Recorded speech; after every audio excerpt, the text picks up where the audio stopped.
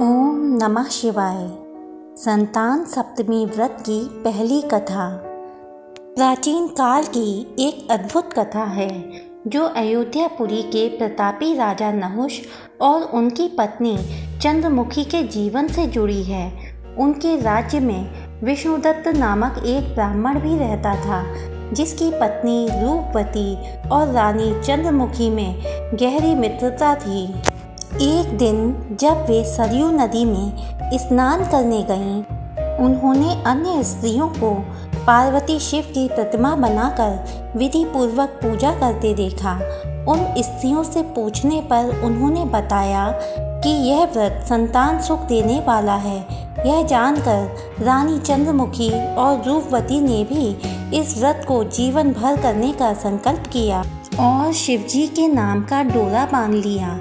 लेकिन घर पहुंचते ही वे अपने संकल्प को भूल गईं। इस विस्मृति का परिणाम यह हुआ कि मृत्यु के बाद रानी वानरी और ब्राह्मणी मुर्गी की योनि में जन्मी। समय बीता और वे पुनः मनुष्य योनि में जन्मी। इस बार चंद्रमुखी मथुरा के राजा पृथ्वीनाथ की रानी बनी और रूपवती एक ब्राह्मण परिवार में भूषणा के नाम से जानी गई। भूषणा ने अपने पूर्व जन्म के व्रत को याद रखा, जिसके फलस्वरूप उसने 8 सुंदर और स्वस्थ पुत्रों को जन्म दिया। वहीं रानी ईश्वरी पूर्व जन्म की चंद्रमुखी की कोई संतान नहीं थी, जिससे वह अत्यंत दुखी थी। एक दिन जब भूषणा रानी से मिलने आई तो रानी ईश्वरी भूषणा के बच्चों को देखकर ईर्ष्या से भर गई और उन्हें मारने का प्रयास किया, लेकिन असफल रही। अंततः रानी ने भूषणा से इसका कारण पूछा तो भूषणा ने पूर्व जन्म की कथा और व्रत की महिमा बताई। रानी ने इस कथा को सुनकर विधि पूर्वक व्रत किया और व्रत के प्रभाव से एक सुंदर बालक को जन्म दिया।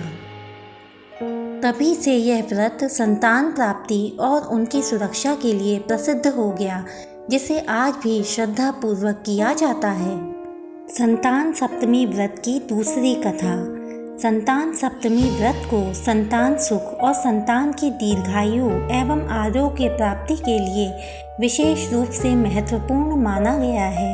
पुराणों में वर्णित एक कथा के अनुसार भगवान श्री कृष्ण ने एक बार पांडु पुत्र युधिष्ठिर को भाद्र मास की शुक्ल पक्ष की सप्तमी तिथि के महत्व से अवगत कराया था।